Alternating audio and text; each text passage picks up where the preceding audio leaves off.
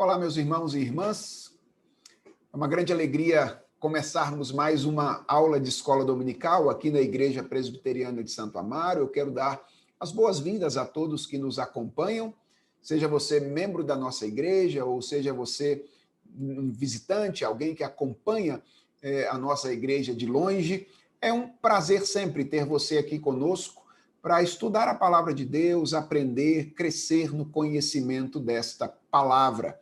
Esta classe, que é transmitida aqui todos os domingos, às 11 horas da manhã, no canal da nossa igreja, tem como objetivo, este ano, oferecer um panorama geral da Bíblia.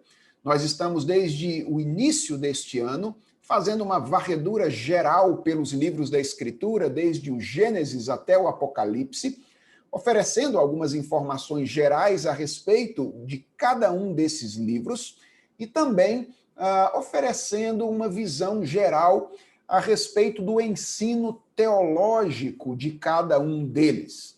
Nosso objetivo é que, depois de participar dessas aulas, você tenha maior facilidade para ler esses textos da Escritura e que você tenha aprendido quais são as lições fundamentais que você deve extrair, às quais você deve estar atento à medida em que você lê cada um dos livros da palavra do Senhor. Tem sido um tempo muito rico, nós já temos caminhado pelo Antigo Testamento, sendo dirigidos aí pelo presbítero Solano, o reverendo Leandro, o reverendo Geimar, e também por mim, até agora, e temos aprendido muito a respeito dos livros da palavra do Senhor. Eu espero que esta aula, que vai lidar com um livro do Antigo Testamento, o livro de Ester, seja também uma aula rica para você. Vamos orar e falar com Deus, pedir a Ele que nos abençoe durante esse tempo? Senhor, nós queremos aprender contigo. Portanto, enquanto nós olhamos para este livro da Tua Palavra, nós pedimos ao Senhor, fala conosco, fala ao nosso coração, ensina aquilo que Tu desejas nos ensinar, que nós aprendamos a amar-te sobre todas as coisas, na medida em que estudamos esse livro. É a oração que nós te fazemos, em nome de Jesus Cristo. Amém. Pois bem, irmãos, como eu disse, o objetivo desta aula de hoje é tratar do livro de Ester. Nós queremos oferecer uma visão panorâmica a respeito deste livro. Antes de adentrar no conteúdo da nossa aula, dizer o que eu pretendo fazer e adentrar o conteúdo, eu quero apenas dizer aos irmãos que no ano passado, ano de 2020, eu preguei uma série de sermões no livro de Ester, aqui em nossa igreja, e os sermões estão todos no nosso canal. Então você pode, depois, se quiser se aprofundar na interpretação do livro de Ester, pode ouvir os 11 sermões que eu preguei no ano passado, eles estão todos aí, e eu creio que certamente será muito rico para você se você puder fazer isso. Para aqueles que participaram da série, acompanharam todas as pregações, será uma oportunidade de relembrar algumas das verdades que nós apresentamos no ano passado, durante aquela série de sermões. Então, esse é o nosso assunto. Nós vamos estudar hoje o livro de Ester e pretendemos fazer uma breve introdução a este livro. Nós vamos caminhar por 3 estações, vamos ter 3 movimentos ao longo da nossa aula. Então, vamos começar com algumas informações gerais sobre o livro de Ester. Queremos ter uma visão geral a respeito do livro, alguns dados importantes. Quem foi que escreveu, quando escreveu, qual é o gênero literário e qual é o objetivo, qual foi o objetivo, o propósito deste livro. Depois, nós pretendemos, no segundo momento, oferecer uma visão rápida do enredo do livro, da história, já que nós estamos lidando com uma narrativa, o que é que conta o livro de Ester? E, finalmente, no terceiro movimento, nós queremos apresentar algumas lições. Quais são as lições que podem ser consideradas mais marcantes neste livro de Ester? Obviamente, nós temos em mente aqui as lições teológicas, não é? A respeito da nossa vida com Deus, da nossa vida com o próximo, a nossa vida com o mundo e como nós devemos conduzir e entender todas essas coisas. Então, comecemos aqui, no primeiro movimento da nossa aula, com as informações gerais a respeito do livro de Esther. Começando pela sua autoria. Bem, irmãos, o livro de Esther é um livro de autoria desconhecida. Ele é um livro anônimo, então o texto de Esther não nos diz quem foi que o escreveu. Existem alguns palpites. Esses palpites se baseiam principalmente no conhecimento que o autor do livro demonstra do ambiente e dos costumes da Pérsia antiga. Isso é uma característica marcante no livro de Esther. Por essa razão, alguns estudiosos têm sugerido que Mordecai, ou talvez Esdras ou Neemias, tenham sido o autor do livro de Esther. Isso, contudo, irmãos, é palpite. E não existem grandes evidências que nos permitam apontar qualquer uma dessas pessoas como autores do livro. Fato é que, se queremos ser honestos, precisamos dizer que não sabemos exatamente quem foi que escreveu o livro de Esther. Bem, essa razão que eu apontei agora há pouco, relacionada à autoria, tem algo a dizer sobre a segunda informação introdutória que eu gostaria de dar a respeito do livro. Ela tem algo a dizer sobre a ocasião ou a data da escrita. Quando é que o livro de Esther foi escrito?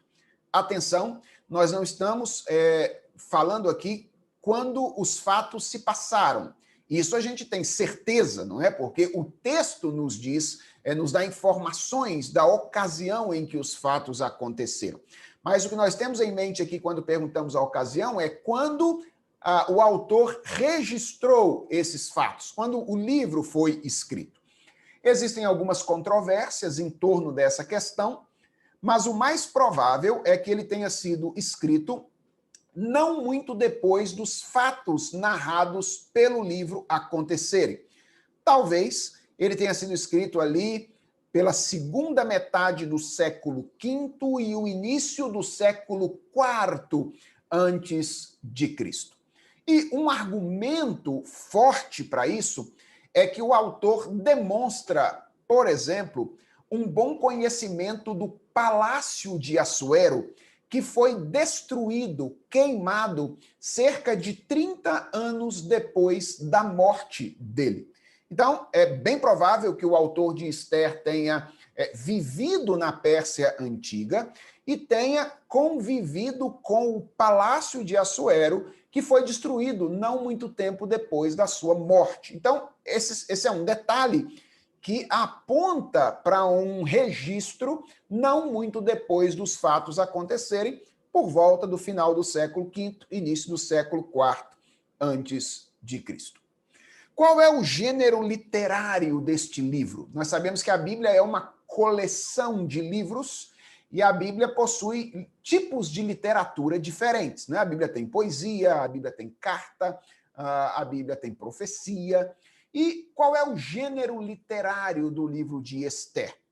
Bem, eu entendo, e na companhia de muitos estudiosos, que o gênero literário de Esther é narrativa. Nós estamos diante de uma narrativa histórica.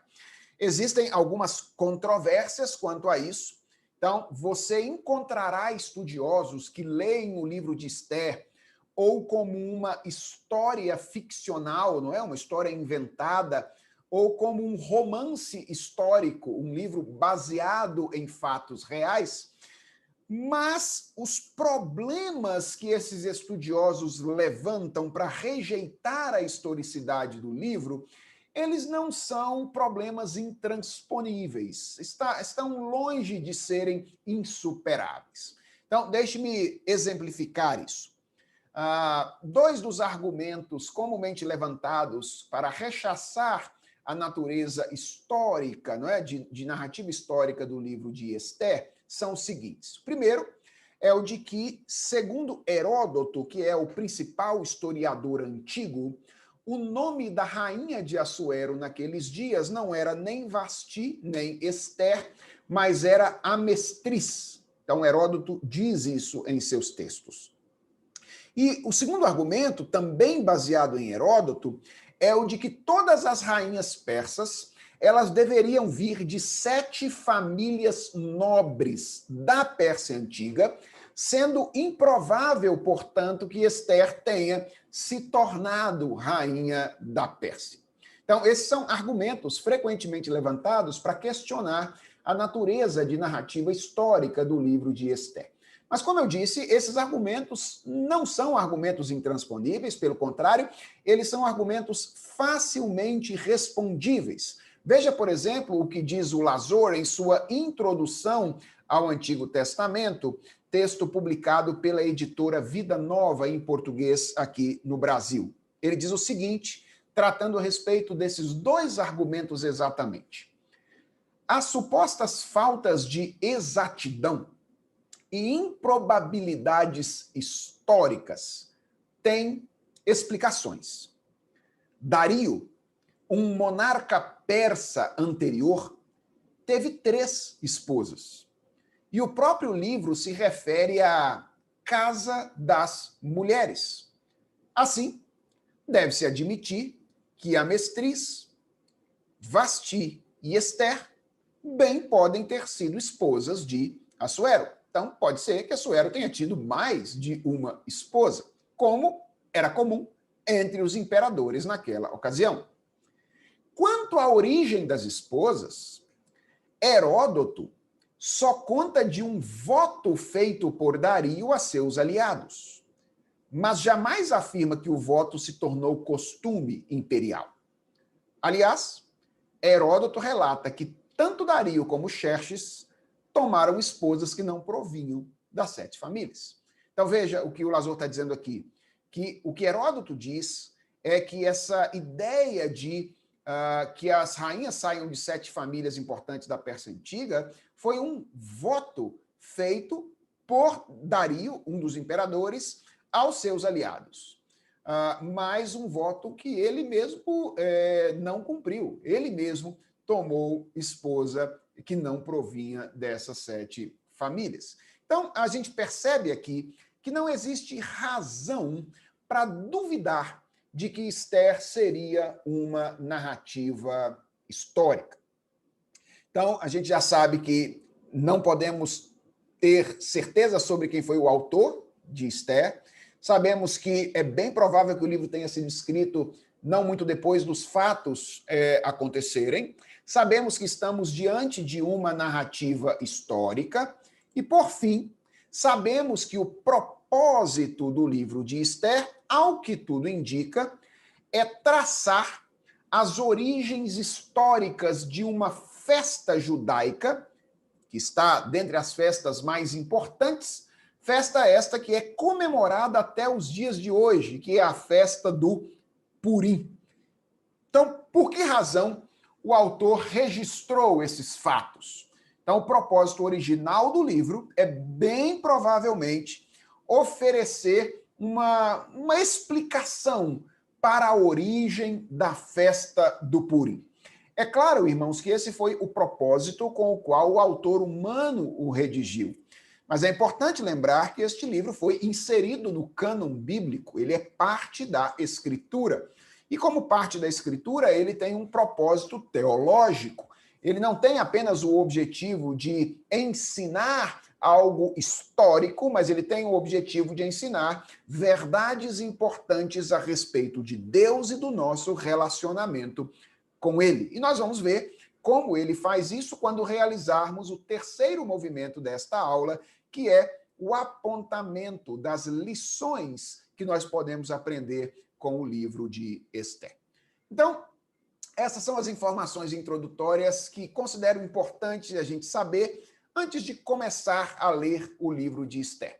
Um livro de autoria desconhecida, escrito provavelmente por volta do século V, século IV a.C., que tem como gênero literário narrativa histórica e que foi escrito com este objetivo de dar ao povo judeu clareza com respeito à origem de uma festa que o povo começava a guardar naquela ocasião. Dadas essas informações introdutórias, vamos aqui para o segundo movimento da nossa aula, que tem a ver com o enredo da narrativa. O que nos conta o livro de Esther? Bem, irmãos, Esther é um épico, com todos os traços de uma grande epopeia.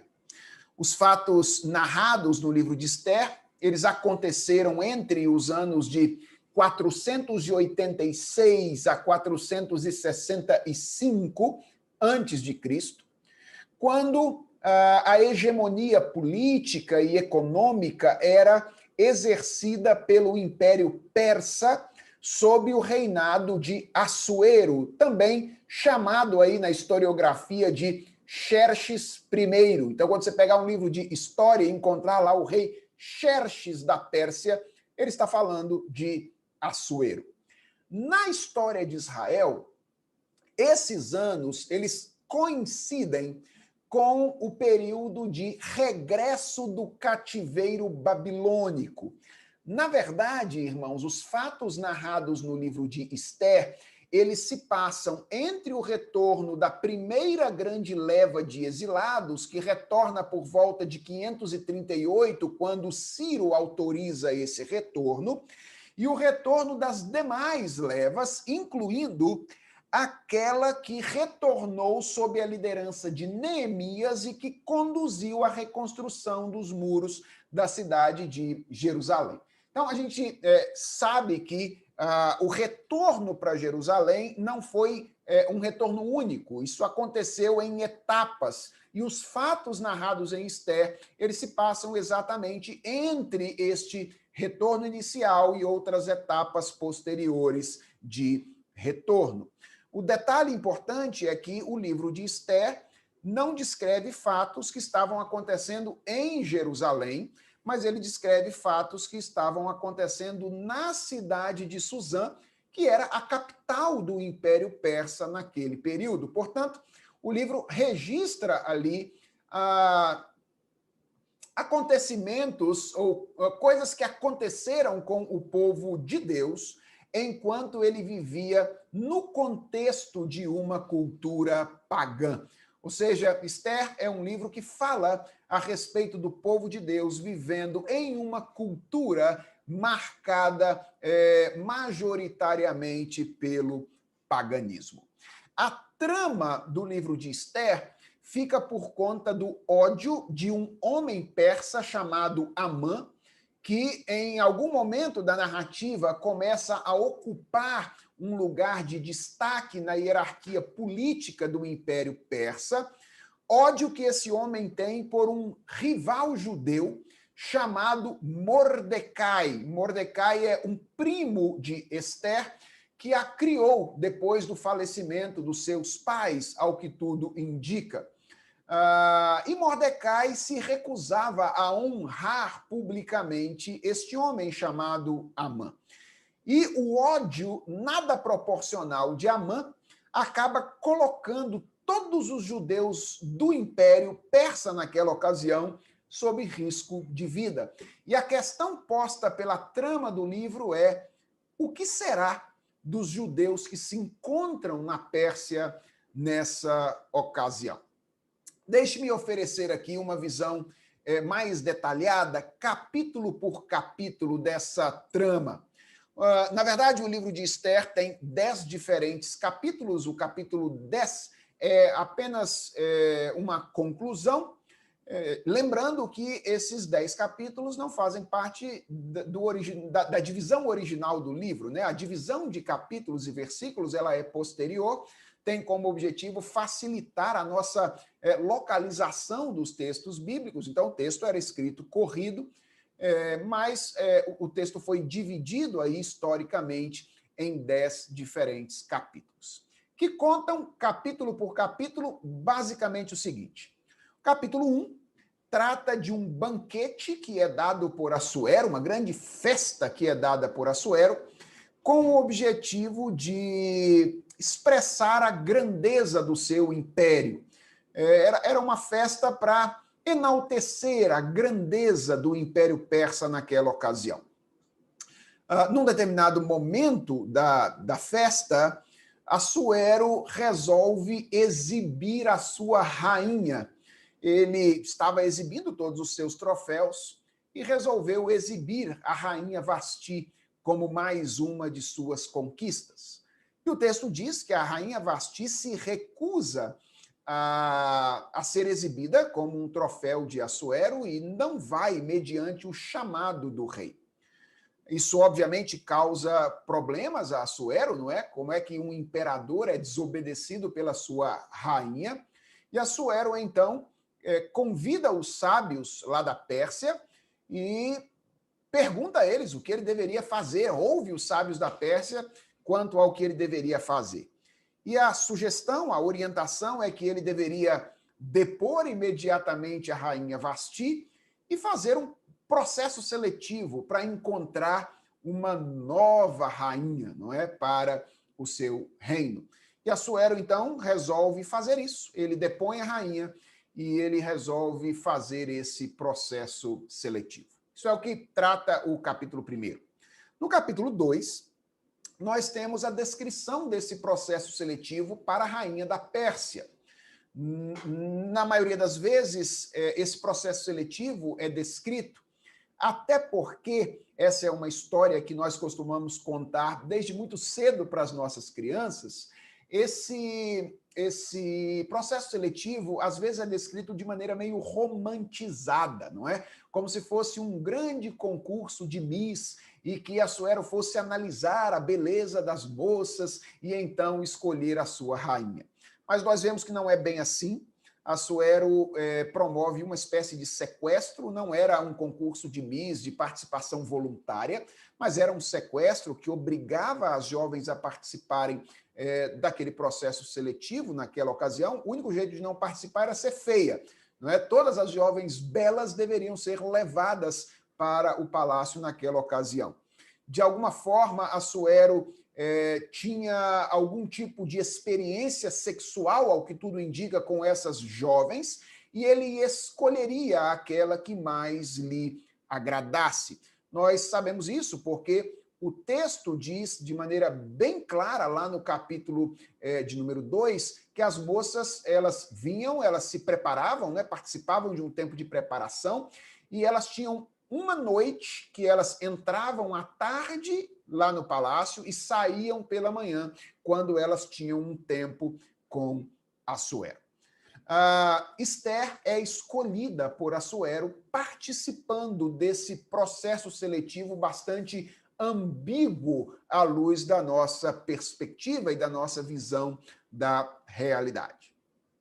No final do capítulo 2, nós temos um trechinho que parece bastante casual, mas que é muito importante para a história. Ele narra, são 3 versículos, que narram um acontecimento em que Mordecai livra a vida de Assuero de uma tentativa de assassinato.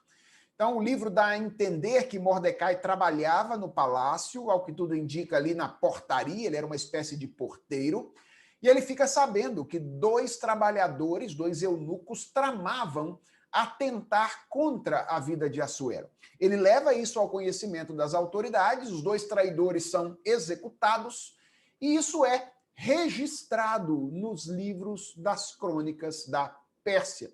E Mordecai não recebe absolutamente nenhum tipo de recompensa por ter feito esta boa ação. Está lá, solto, aparentemente como uma informação bastante casual. Quando chegamos no capítulo 3, nós lemos a respeito da decisão de Assuero de honrar Amã. Muito interessante que isso esteja logo no capítulo 3, depois deste acontecimento em que Mordecai não é honrado. Então, há inclusive assim uma noção de injustiça nesta ocasião. Mas Amã é honrado por Assuero e Assuero ordena que as pessoas reconhecessem em todo o império a autoridade que Amã passara a ter como uma espécie de primeiro-ministro do reino da Pérsia naquela ocasião.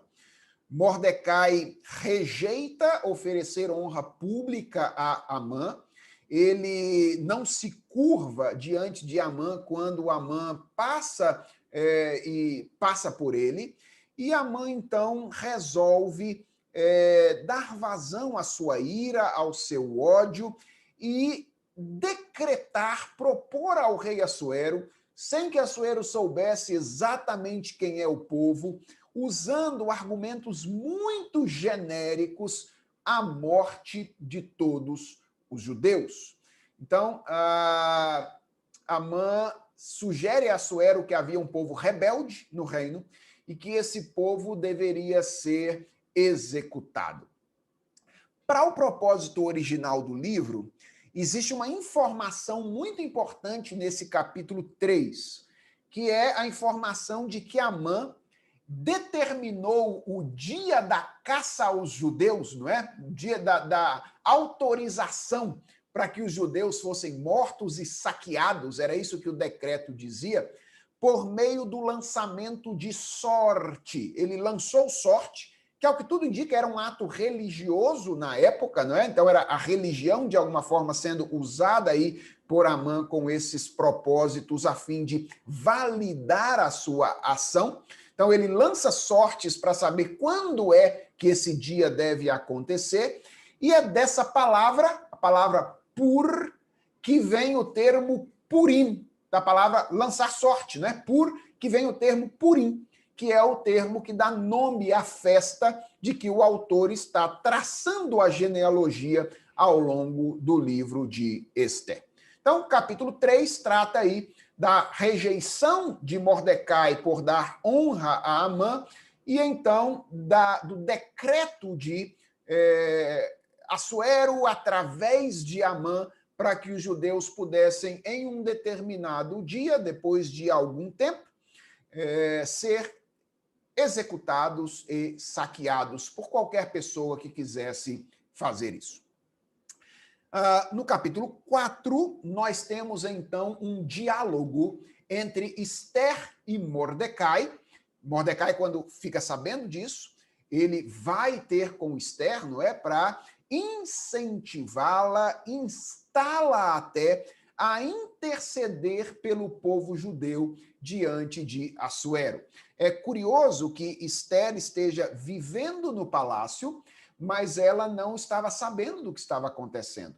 Os judeus estavam correndo risco de vida, o seu povo estava correndo risco de vida, mas Ester parecia estar pouco preocupada, pouco engajada com a sua identidade judaica, e ela não sabia do que estava acontecendo. Ela toma conhecimento disso através do diálogo que ela tem com Mordecai. Então, Mordecai quer incentivar, instar Ester a interceder pelo seu povo diante de Assuero. Para a gente entender um pouquinho o drama da situação, é muito importante lembrar aqui que a essa altura, Ester, inclusive por recomendação de Mordecai, não tinha revelado ainda a sua identidade judaica. Então as pessoas não sabiam que Ester era uma judia. E na Pérsia, ninguém podia ir ter com o rei sem ter sido convidado e anunciado. A pena para entrar na presença do rei sem ter sido anunciado era pena de morte. Apenas a misericórdia do rei, a graça do rei, estendendo o cetro para a pessoa que entrava, podia livrar esta pessoa da morte naquela ocasião. Mas Mordecai, mesmo sabendo disso, insiste, e na conversa dele com Ester, nós temos um verso que frequentemente tem sido apontado por alguns estudiosos como uma espécie de verso-chave deste livro de Ester, no que diz respeito, sobretudo, à questão do entendimento da nossa missão no mundo enquanto servos de Deus. Eu me refiro aqui a Ester, capítulo 4, verso de número 14. Se você tiver com a sua Bíblia aí, dê uma olhada no que diz nesse verso. Isso é parte do incentivo de Mordecai, argumentando com Ester para que ela fosse interceder pelo povo. E Mordecai, esse é o último argumento que convence Ester. Mordecai diz: porque se de todo te calares agora, de outra parte se levantará para os judeus socorro e livramento. Mas tu e a casa de teu pai perecereis. E quem sabe, se para conjuntura como esta é que foste elevada a rainha? Esther titubeia um pouquinho, né? Fica com medo de ir falar com Assuero, e aí Mordecai lembra ela e diz, Esther, é o seguinte, se você não fizer isso, de algum outro lugar vai vir livramento, de algum outro lugar virá. Agora, se você tiver sido colocada aí exatamente para isso, e não fizer o que você tem que fazer, você e a casa do seu pai haverão de perecer. Ou seja, você vai colher as consequências de não ter feito o que Deus te colocou para fazer nesta ocasião. E aí, diante dessa palavra de Mordecai, então, Esther decide interceder pelo povo, convoca um jejum de 3 dias e diz que, ao final, vai ter com Assuero. Termina assim o capítulo 4. O capítulo 5 descreve esse ingresso, essa entrada de Esther na presença de Assuero. Então, depois desse preparo prévio, Esther vai ter com o imperador. E ao contrário do que poderia acontecer, Esther é recebida por Assuero com misericórdia e graça e recebe um aceno de boa vontade surpreendente, porque Assuero diz, olha, Esther, peça-me o que você deseja, e ainda que isso seja parte do meu reino, eu vou conceder aquilo que você deseja.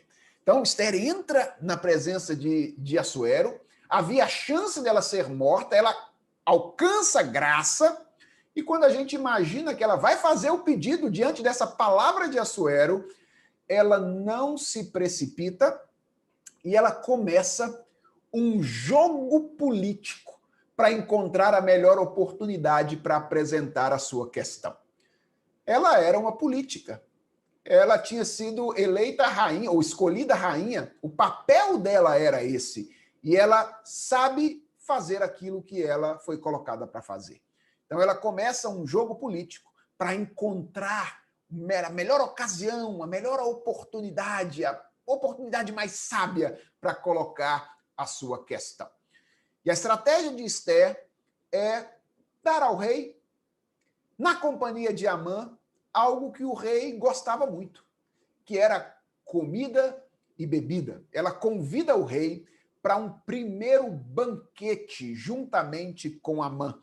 Banquete esse que ainda é descrito aí no capítulo de número 5. E aqui o rei Assuero acena pela segunda vez com boa vontade ao pedido de Esther, dizendo, Esther, diga o que é que você quer e você vai encontrar, será dado a você aquilo que você deseja. Eu já teria feito o meu pedido nessa ocasião, acredito que você também, mas Esther, inteligentemente, diz, olha, o que eu quero é que você venha para um segundo banquete, que eu vou realizar no dia seguinte, e aí então eu vou oferecer ou apresentar o meu pedido. Então, Esther está aqui, pacientemente, fazendo tudo o que é necessário para que o seu pedido não dê errado. Nesse ínterim, o capítulo 5 registra o acontecimento de algumas coisas impressionantes. Amã sai do primeiro banquete, tromba com Mordecai, ao que tudo indica, lá na portaria do palácio. Mordecai não se curva mais uma vez diante dele e ele fica furioso.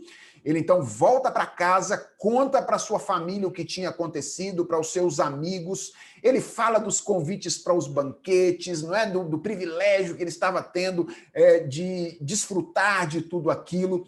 Mas ele desabafa, dizendo que nada daquilo fazia sentido para ele enquanto Mordecai se recusasse a reconhecê-lo. Interessante isso. Um homem que tem aparentemente tudo, um homem que tem o privilégio de participar dos jantares mais importantes de um reino, mas que está profundamente preocupado porque um porteiro não se curva e não reconhece a sua autoridade. Isso é o que acontece conosco, irmãos, quando a idolatria toma conta do nosso coração. Ela impede a nossa satisfação, embora nós possamos ter muito mais do que aquilo que nós merecemos.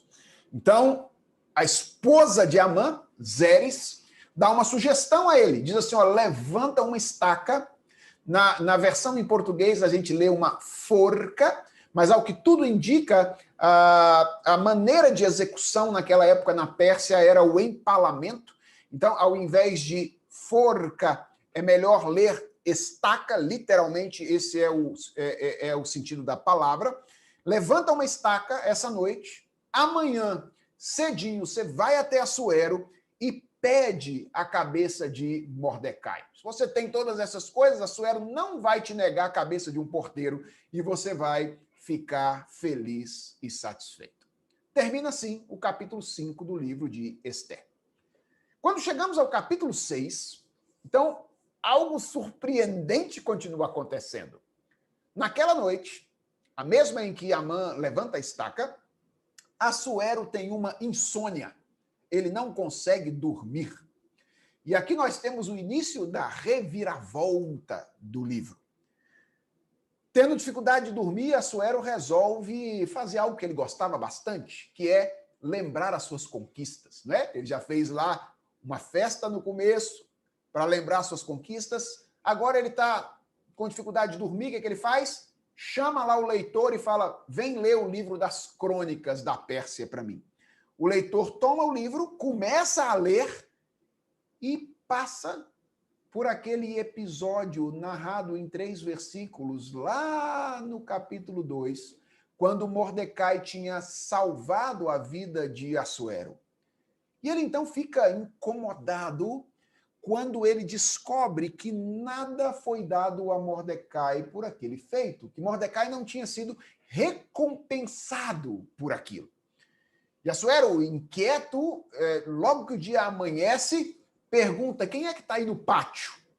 E por acaso, Amã, incentivado por Zeres, tinha ido cedinho ao palácio para falar com Assuero e pedir a cabeça de Mordecai. Dizem a ele, olha, Amã está aí, querendo falar contigo. E ele diz então, manda Amã entrar. E quando Amã entra, ele faz a seguinte pergunta, Amã, o que se deve fazer ao homem a quem o rei deseja honrar? E imaginando que Assuero estivesse pensando nele, Amã sugere que o homem fosse vestido com as roupas do rei, fosse colocado no cavalo real, com a coroa e o cetro nas mãos, e fosse conduzido pela cidade, com as pessoas dizendo, assim se faz ao homem a quem o rei deseja honrar. Ou seja, Amã propõe o rei por um dia, não é? Para esse homem a quem o rei desejasse honrar. Assuero acha uma belíssima ideia e diz, Amã, pegue o cavalo, as roupas, a coroa, o cetro e faça isso com aquele homem porteiro chamado Mordecai. E Amã, então, passeia pela cidade fazendo aquilo que ele achava que aconteceria com ele, com o homem a quem ele tanto odiava. No final do dia, ele volta para casa, lamuria novamente com a sua mulher, com os seus amigos, mas o texto diz que ele é levado, ainda enquanto lamuriava, ele é levado pelas pessoas que foram buscá-lo para o segundo banquete que Ester havia preparado. Termina assim o capítulo 6. Chegamos então ao capítulo 7, que é o segundo banquete de Ester. E finalmente ela apresenta o seu pedido e quando Assuero toma ciência dos fatos, ele determina a execução de Amã. E no capítulo 7, Amã é executado o inimigo dos judeus. No capítulo 8, Ester e Mordecai, então, são honrados por Assuero e um novo decreto é estabelecido. Ester pede a Assuero que revogue o decreto, mas havia uma determinação na Pérsia antiga de que decretos persas selados com o anel do rei não podiam ser revogados. E então o rei diz, olha, eu não posso revogar esse decreto. Você e Mordecai aí, peguem o anel e fazem aquilo que vocês acharem que devem fazer. E sabiamente Mordecai, então, estabelece um segundo decreto, já que não pode revogar o primeiro, no qual ele autoriza os judeus a praticar a legítima defesa naquele dia em que as pessoas fossem atentar contra a vida deles. Ou seja, ele autoriza que os judeus reagissem a toda iniciativa de morte, de saque que eventualmente eles pudessem sofrer naquele dia anteriormente previsto pelo decreto de Amã. Termina assim o capítulo 8, e no capítulo 9 nós temos a descrição daquele dia em que as pessoas atentam contra a vida dos judeus e os judeus vencem os seus inimigos.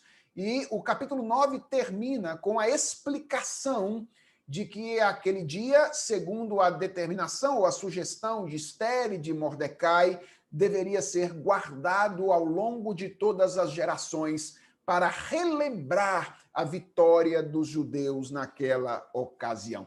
Esta seria a festa do Purim, por causa do dia em que a sorte caiu naquela ocasião. Termina assim o capítulo 9, com a expressão da vitória dos judeus e da manutenção da vida do povo naquela ocasião. E no capítulo 10, nós temos a conclusão. Conclusão esta que mostra Assuero criando um novo imposto, taxando as pessoas novamente naquela ocasião. É como se o autor estivesse dizendo algo como: a vitória aconteceu, mas a vitória ainda não está completa. Tudo continua como antes na Pérsia. Assuero continua reinando, os homens ímpios continuam reinando. Ainda não aconteceu a vitória final. Então esse é o enredo do livro de Ester. Se você nunca tinha lido o livro de Ester, agora você conhece a história, mas eu recomendo que você o leia, porque o texto é belíssimo, as relações que o texto estabelece são relações belíssimas. A pergunta é: o que é que nós podemos aprender com o livro de Ester? Irmãos, existem muitas lições importantes que podem ser extraídas deste livro, mas eu vou rapidamente apresentar 3 lições que eu creio ficam muito patentes aos nossos olhos quando nós lemos o livro de Ester. A primeira lição é a de que existe uma tensão permanente entre 2 princípios espirituais na realidade em que nós vivemos hoje. Esses espíritos, ou esses princípios espirituais são o da humilde sujeição ao Senhor e o da prepotente rebeldia contra ele. As pessoas falam muito hoje em dia sobre a existência de conflitos que se perpetuam ao longo da história. Fala-se muito, por exemplo, de um conflito entre gêneros, não é? Homem e mulher. Fala-se muito do conflito entre classes sociais, empregadores e empregados. Fala-se muito do conflito entre personagens históricos, vencedores e vencidos. E preste atenção, o livro de Ester mostra que a percepção de que vivemos em uma realidade conflituosa não está errada. Toda a Bíblia, na verdade, nos ensina isso, e esse livro ilustra muito bem a realidade do conflito. O que é singular na visão bíblica em relação à visão corrente é a percepção de que o conflito fundamental não é o conflito que se dá eventualmente em uma dessas dimensões temporais da nossa existência. O conflito fundamental é de natureza espiritual, é de natureza transcendente. É o conflito entre 2 princípios espirituais, entre 2 reinos que estão em constante operação e oposição nesta realidade. O princípio da adoração a Deus e o princípio da apostasia. O princípio da obediência ao Senhor, que marca o reino de Deus e aqueles que são parte deste reino, e o princípio da rebeldia contra Deus, que marca aqueles que são partícipes dos reinos mundanos. Irmãos, esse é o problema humano por excelência. Ester nos ensina isso. O pecado incutiu na humanidade a semente da rebeldia contra Deus, que se manifesta num desejo constante de ocupar o lugar que pertence a Ele. Esse é o nosso maior problema, não nos contentarmos com a nossa condição de criatura e desejar ocupar o lugar de Criador e Senhor do universo. Nós experimentamos isso nas mais diferentes dimensões da nossa vida. Mas o livro de Esther mostra de maneira bem marcante como isso é real no nosso exercício de autoridade. E Assuero e Amã são figuras que mostram isso de maneira muito típica. Mostram como o pecado promoveu uma reversão na maneira como nós exercemos a autoridade. Preste atenção. Deus nos criou para o exercício de autoridade. Gênesis 1 diz que, por ocasião da criação do homem, Deus proferiu as seguintes palavras: tenha ele domínio sobre os peixes do mar, sobre as aves dos céus, sobre os animais domésticos, sobre toda a terra e sobre todos os animais que rastejam pela terra. Exercício de autoridade não é um mal em si mesmo. E é importante lembrar isso, porque nós temos uma visão tão negativa de autoridade, os nossos dias têm uma visão tão negativa de autoridade, que nós temos a tendência de imaginar que todo exercício de autoridade é ruim, a tal ponto de ficarmos com medo, algumas vezes, de exercermos legitimamente a nossa autoridade. Não é à toa que nós vivemos uma sociedade em que muitos homens têm aberto mão do exercício da sua autoridade no contexto do lar, em que muitos presbíteros e pastores, às vezes, têm aberto mão do seu exercício de autoridade no ambiente da igreja, porque eles têm medo de serem considerados déspotas, porque qualquer exercício de autoridade nos nossos dias é tratado como exercício exagerado. Mas atenção, a Bíblia diz que Deus nos criou para o exercício da autoridade. Mas reparem, quando Deus proferiu essas palavras na criação, o que ele estava fazendo era delegando autoridade. O que significa isso? Que o Criador, que é aquele que tem autoridade original, estava delegando ao ser humano criado à sua imagem e semelhança a sua autoridade. E isso significa, obviamente, que Deus nos criou para exercer autoridade debaixo da autoridade dele. E isso, obviamente, tem algumas implicações importantes. Por exemplo, nós devemos exercer autoridade pelo tempo que Deus permitir. Nós devemos exercer autoridade sobre quem Deus permitir. E nós devemos exercer autoridade visando os propósitos de Deus, que são a glória do nome dele, o bem do nosso semelhante e a harmonia da ordem criacional. Mas não é assim que nós costumamos exercer autoridade hoje. Frequentemente, nós, a humanidade, exercemos autoridade como se nós fôssemos o ponto de referência final. E é por isso que, nos reinos deste mundo, e eu não estou me referindo só à dimensão política, eu estou me referindo a qualquer lugar onde exista exercício de autoridade, os homens têm a tendência de exercer autoridade o tempo todo sobre todas as pessoas, visando alcançar os seus próprios objetivos. Há uma fascinação pelo poder causada pelo pecado que nos parece convencer de que exercer a autoridade é fazer isso o tempo inteiro sobre todas as pessoas, visando os nossos próprios objetivos.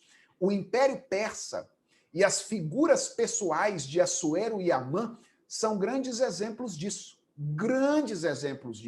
de como o pecado reverteu o nosso exercício de autoridade e como agora o princípio de apostasia, o princípio de rebeldia parece exercer primazia na maneira como nós vivemos a vida nesse mundo, inclusive no exercício de autoridade.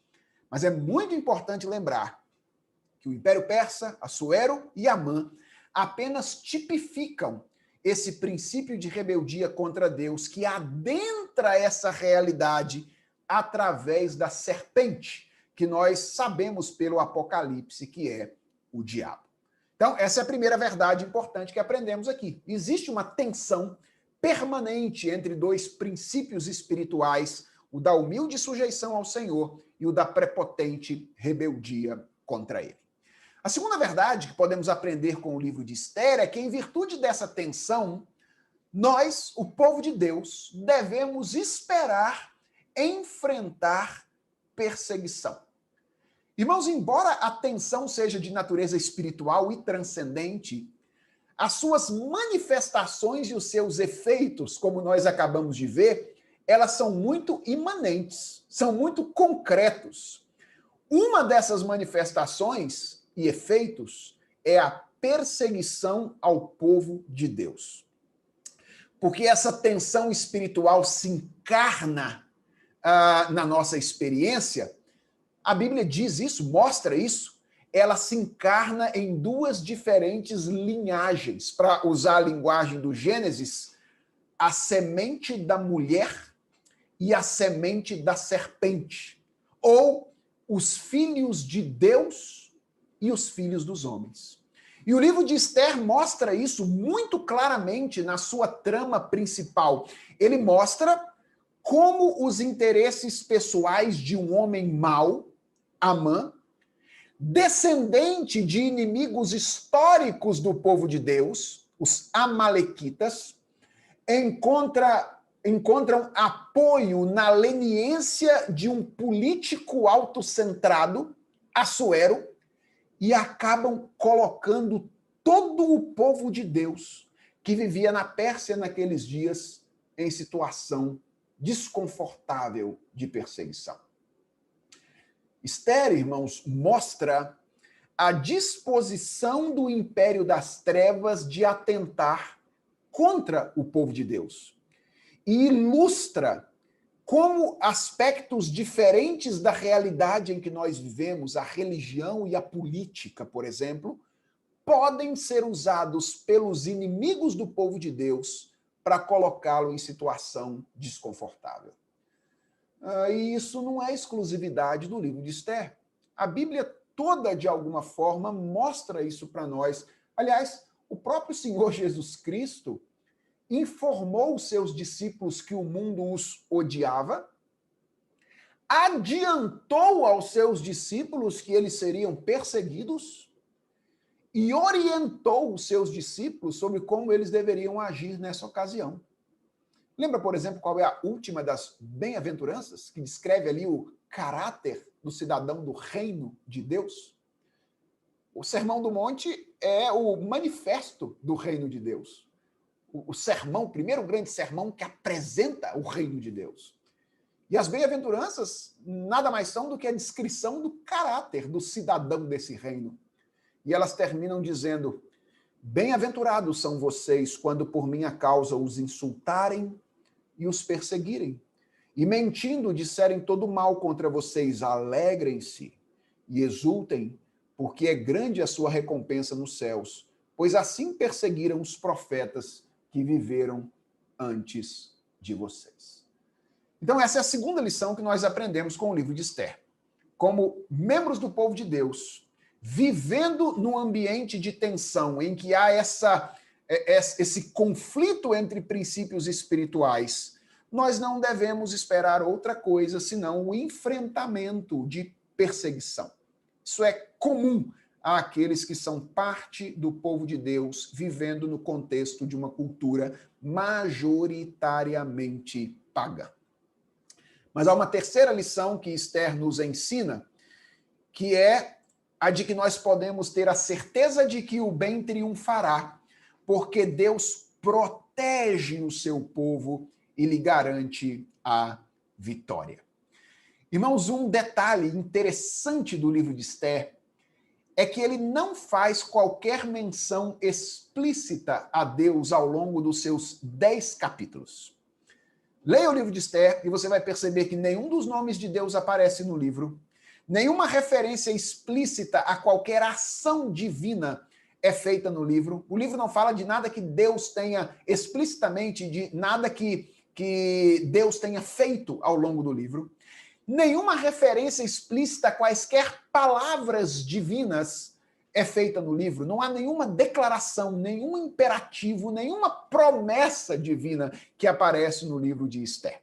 Mas atenção, isso não significa que Esther deseja nos comunicar que Deus está ausente. Pelo contrário, a ausência do nome de Deus e de referências explícitas a Deus apenas ressalta um aspecto do caráter divino, que é o da sua silenciosa providência. A lição que mais salta aos olhos em Esther é a de que a história é a história de Deus. Ele governa a história, nos seus mínimos detalhes. E é por isso que nós podemos ter a certeza de que nessa história em que existe uma tensão entre o reino de Deus e o reino do maligno, o bem triunfará, nós seremos protegidos e alcançaremos a vitória. E se existe algo que me chama a atenção na maneira como Esther expõe essa verdade, é como o livro enfatiza a misericórdia e a graça de Deus.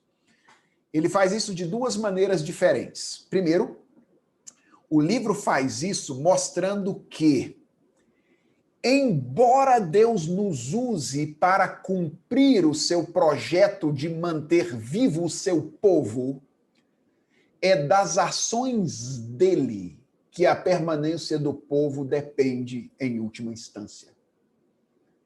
Veja como o livro mostra isso. Mordecai e Esther são, sem dúvidas, usados como instrumentos de Deus para interceder pelos judeus e possibilitar a autodefesa que evitou o extermínio do povo naquela ocasião. Mas eles foram colocados em lugares e circunstâncias criadas casualmente pela providência de Deus. Veja quantas coisas aparentemente casuais. Mordecai livrar o rei lá atrás e ficar sem recompensa. O rei ter uma insônia exatamente naquele dia.